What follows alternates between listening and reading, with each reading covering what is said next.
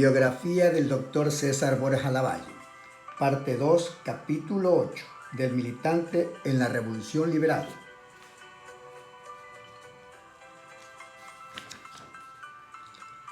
En esta fotografía vemos posar al presidente Eloy Alfaro y en primera fila aparece H. Harman, el consultor del ferrocarril.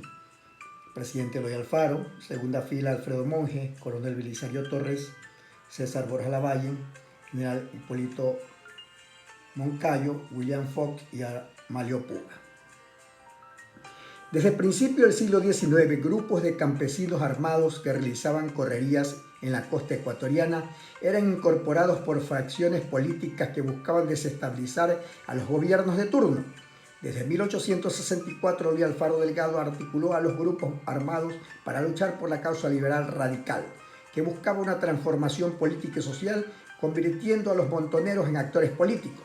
La primera montonera liberal radical se expresó en Colorado, Montecristi, el 5 de junio de 1864, liderada por Eloy Alfaro, y respondiendo a un plan en contra del gobierno de García Moreno. Los montoneros Pascual Albia, Braulio Reyes, Bruno Muentes y Tadeo Piedra fueron fusilados en Montecristi y Jipijapa. Las montoneras alfaristas, que lucharon durante 30 años, obedecían a un proyecto ideológico. Estaban integradas por campesinos, intelectuales, artesanos, comerciantes y estancieros, fundamentalmente de Esmeraldas, Manabí y zona rural. La historia se olvida a menudo de mencionar la contribución de la mujer en la Revolución Liberal Radical. Las mujeres fueron actoras fundamentales tanto en la lucha armada como en la difusión de información e ideas.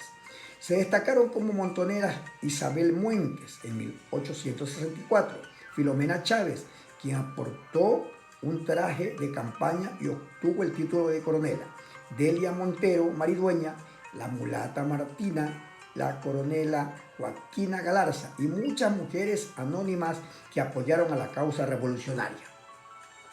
Como consecuencia del auge agroexportador cacaotero, se multiplicaron los pueblos de la costa.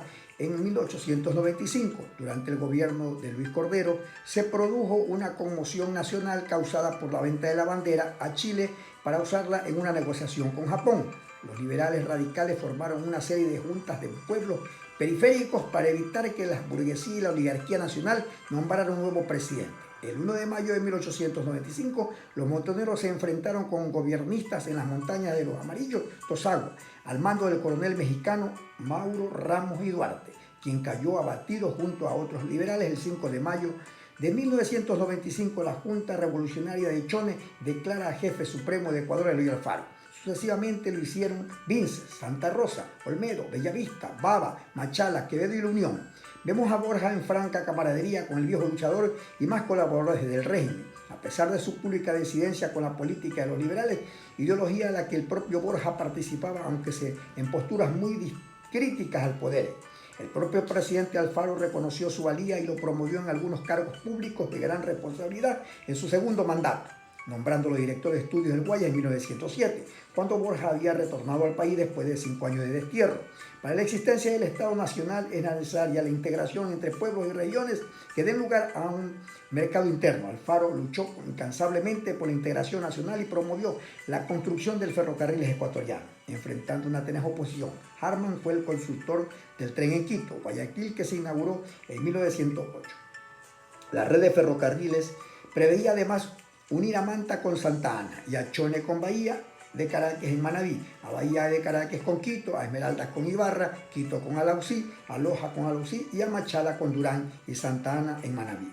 La construcción hubo de vencer además de agreste geografía que llevó a considerar la obra y proyecto más difícil del mundo. Después de la inauguración del tren, Ecuador fue un país distinto. Uno, Memoria, Patrimonio y Revolución en el Centro Cívico Ciudad Alfaro, Montecristi, Manabí.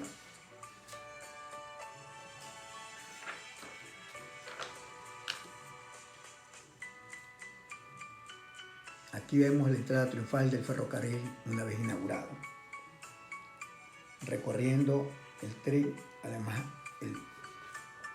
la obra más difícil del mundo así considerada.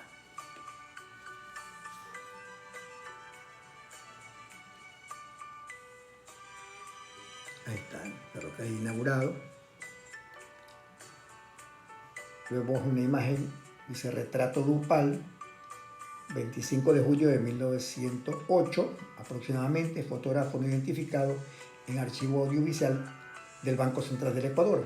Vemos al doctor Borja, posa junto al presidente Alfaro, camaradas de la causa liberal y sus esposas.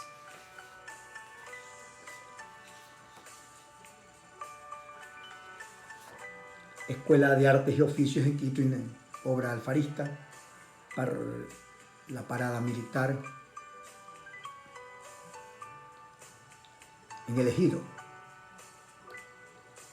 Este es un documento que conservo en mi archivo, proporcionado por personas que guardaban estos documentos familiares del doctor Borja, que dice: en honor a la señora Ana Paredes de Alfaro y del señor Jerónimo Avilés A., padrinos en la inauguración del Casino de Oficiales de la Escuela Militar, Quito, 10 de mayo de 1908.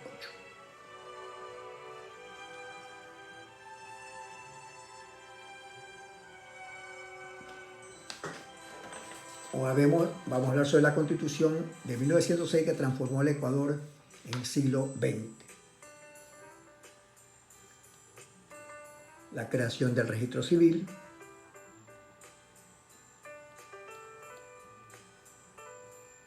y el derecho de la mujer al voto. El viejo luchador, como se lo denomina a Eloy Alfaro Delgado, tenía varios objetivos para realizarlos durante su presidencia.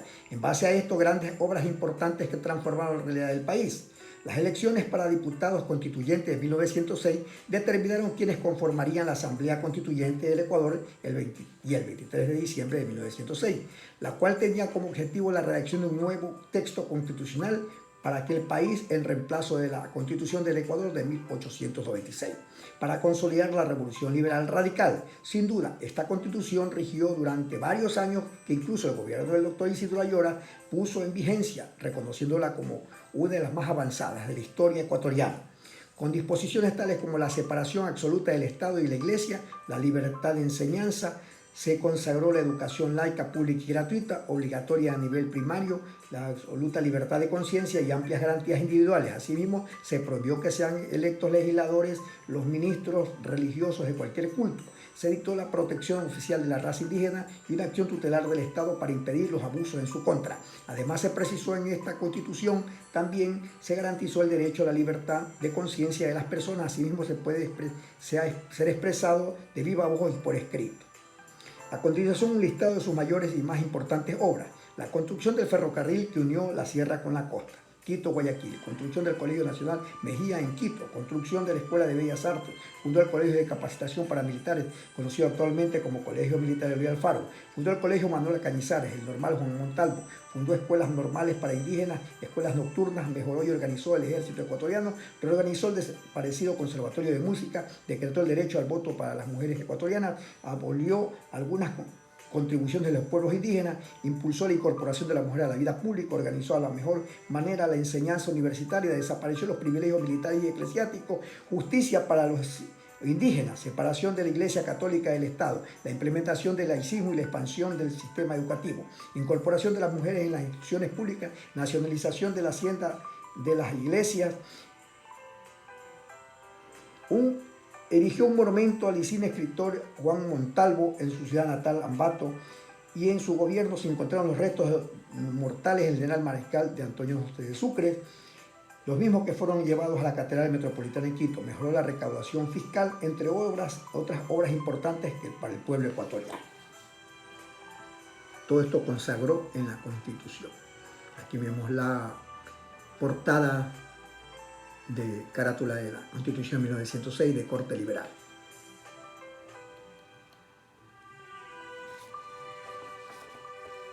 El doctor Borja, en reuniones de trabajo con los señores Tomás Martínez, Falqueján Puero y Alfredo Monge, en discusiones para llevar el proyecto liberal adelante.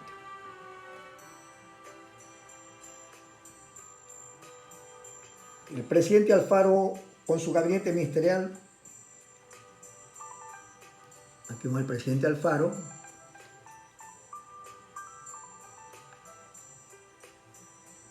a Rosita Borja Febres Cordero, hija del doctor César Borja, la esposa del doctor Borja, Ángela Febres Cordero de Borja, la señora Ana Paredes de Alfaro, la señorita Colombia Alfaro, hija del Alfaro, y los señores ministros. Aquí está el doctor Borja, los señores ministros del gabinete de Rey Alfaro.